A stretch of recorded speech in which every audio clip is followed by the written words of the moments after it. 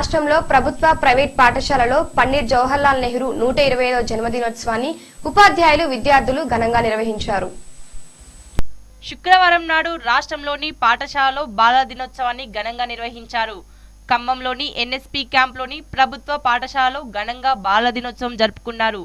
పండిట్ జవహర్లాల్ నెహ్రూ 125వ జయంతిని పురస్కరించుకుని బాలల దినోత్సవాన్ని ఏర్పాటు చేశారు. ఈ కార్యక్రమానికి ముఖ్య అతిథిగా జిల్లా పరిషత్ చైర్పర్సన్ గడిపల్లి కవిత పాల్గొని నెహ్రూ చిత్రపటానికి పూలమాల వేసి నివాళులు అర్పించారు. ఈ సందర్భంగా ఆమె మాట్లాడుతూ నేటి బాలలే రేపటి పౌరులని అన్నారు.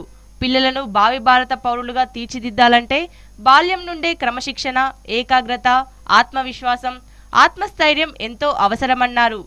నెహ్రూ గారి 125వ జన్మదినాన్ని పురస్కరించుకొని మరి వారికి మొట్టమొదటి భారత ప్రధాని మరి భారతదేశం వారి యొక్క ఇష్టానుసారం మనం అందరం కూడా మరి అన్ని రాష్ట్రాల్లో ఈ యొక్క స్కూల్స్ లో మనం ఈ యొక్క చిల్డ్రన్స్ డే ఫెస్టివల్ ని ఎంతో భారీగా జరుపుకుంటాం. మనకి నేషనల్ ఫెస్టివల్స్ కానివ్వండి, మన సాంప్రదాయబద్ధమైన మరి జిల్లా విద్యాశాఖాధికారి రవీంద్రనాథ్ రెడ్డి మాట్లాడుతూ పిల్లలది స్వచ్ఛమైన మనసు, ఇస్తే తీసుకుంటారు, తిడితే ఏడుస్తారన్నారు. ఈ దేశ భవిష్యత్ కోసం నేనేం చేయాలనే తపన, భావన వాళ్ళలో పెంపొందించేందుకు ఇలాంటి దినోత్సవాలను ఏర్పాటు చేసుకోవాలన్నారు. ఈ కార్యక్రమంలో ఐసిడిఎస్ పీడి సుఖజీవన బాబు, ఉపాధ్యాయులు, విద్యార్థులు పాల్గొన్నారు. కరీంనగర్లోని బొమ్మకల్ గ్రామంలో మన ఊరు మన మంచి అను కార్యక్రమాన్ని నిర్వహించారు. బాల దినోత్సవాన్ని పురస్కరించుకొని ఈ కార్యక్రమంలో డాక్టర్స్ మరియు పిల్లలు పాల్గొన్నారు. బాలికలను రక్షిద్దాం, బాలికలను చదివిద్దాం అను కార్యక్రమాన్ని జిల్లా మహిళాభివృద్ధి మరియు శిశు సంక్షేమ శాఖ ఆధ్వర్యంలో కళాభారత్ నిర్వహించారు.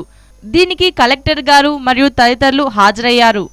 ఒక పని చేస్తే అది మీకంటే ఎవరు బాగా చేయలేని పని ఏది, అదికి ఇప్పుడు తోడ్పాటు లేదు అన్నది ఏం లేదు. ప్రభుత్వం చాలా చేయగలుగుతారు అనేది గుర్తించండి. అది చదువు అయితే కలెక్టర్ కండి, చిన్న ఎయిమ్ ఫర్ బిగ్, పెద్ద అవుతాను, లేకపోతే నేను డాక్టర్ అవుతాను, నేను పెద్ద ఇంజనీర్ అవుతాను, అది పెట్టుకోండి అని అనుకోండి. అదే